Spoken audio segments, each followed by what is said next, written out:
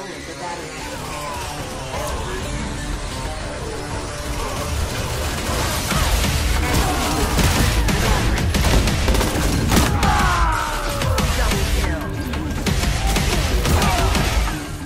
LawBreakers, the latest from the brilliant mind that brought us Unreal Tournament and Gears of War. LawBreakers pits the Law versus the Breakers in a high-octane, crazy-fast arena hero shooter hybrid that doubles down on its semi-unique gravity mechanic and forces players to think in the Z-axis.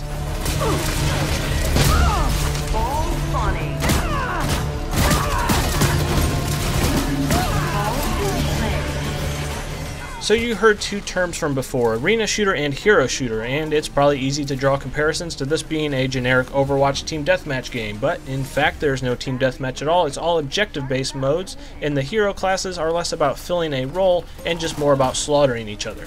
LawBreakers' focus on objective-based game modes is a risky move that may instantly turn off millions of potential players that spend a good chunk of their adolescence in the 24/7 Nuketown playlist. Take this as either a pro or a con depending on whether you want that demographic in your online shooter or not. This focus on all objective-based modes, be it Uplink, Turf War, Overcharge, or Blitzball, no, not that one, really does increase the odds of you getting into a match where everyone is effectively playing the objective, and you don't often see too many people avoid choke points to bolster their KD ratio. This gives LawBreakers a unique vibe that adds more camaraderie with your team than what is usually seen in most arena shooters.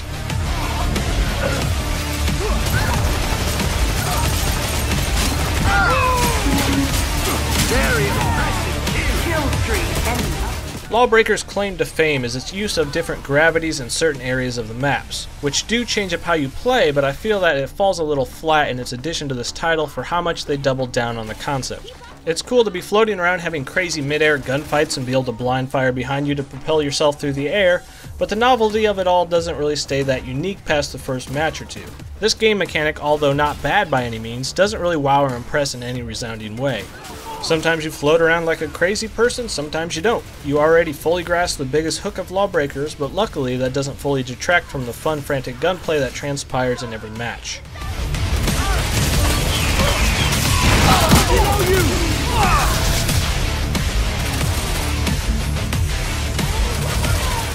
The hero classes. This is not a traditional hero shooter where necessarily one class will 9 times out of 10 be able to beat another class. Every single class is all about killing and flying around the map.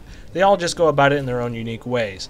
An assassin with dual blades that can whip around the environment at breakneck speeds, a giant robot with a shotgun, a jetpack grenadier. Yes, they all have their pros and cons, but they all benefit from feeling drastically different from one another, and skills with one will not necessarily translate to success with another. The hero classes work fine for the most part in relieving the game design of having to figure out a way to have weapon pickups in a 2017 arena shooter, and it pulls this off well enough. There are, however, 2 classes that are abnormally slow and feel just out of place with the insane speeds of the other classes.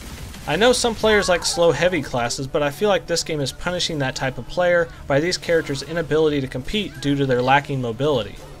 Take for example the Heavy from Team Fortress 2, that's a great balanced class in that game. Now what if you drop the Heavy in say Quake 3 Arena? You're gonna have a bad time. I usually really like the shotgun and rocket launcher characters, but those 2 classes specifically in this game are just so neutered in their movement abilities compared to the rest of the cast, it really makes them not viable in my opinion and in need of a rework. Those 2 classes aside, I really enjoy the rest of the cast and their abilities are fun to play around with and the weapons are varied and satisfying to shoot. Take the battery to your base and charge it up to win.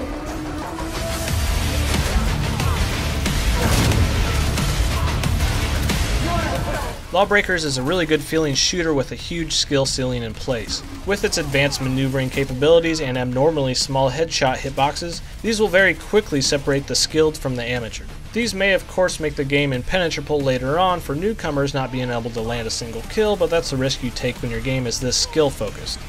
However, in this awkward age of early access seemingly being a selling point that you would want to flaunt on your box with a gaudy sticker, I do commend the team at Boss Key Productions for putting out a fully finished shooter in 2017, realizing it's multiplayer only, and adjusting their asking price to a fair and respectful amount accordingly. LawBreakers is a very good shooter that's trapped in an era of only amazing shooters surviving. I hope this game catches on and broadens the types of shooters that can exist in this crushing tidal wave of a market. You are 1 zone away from winning. This has been Deadite from Boomstick Gaming, and remember, shop smart. Shop S-Smart. You got that?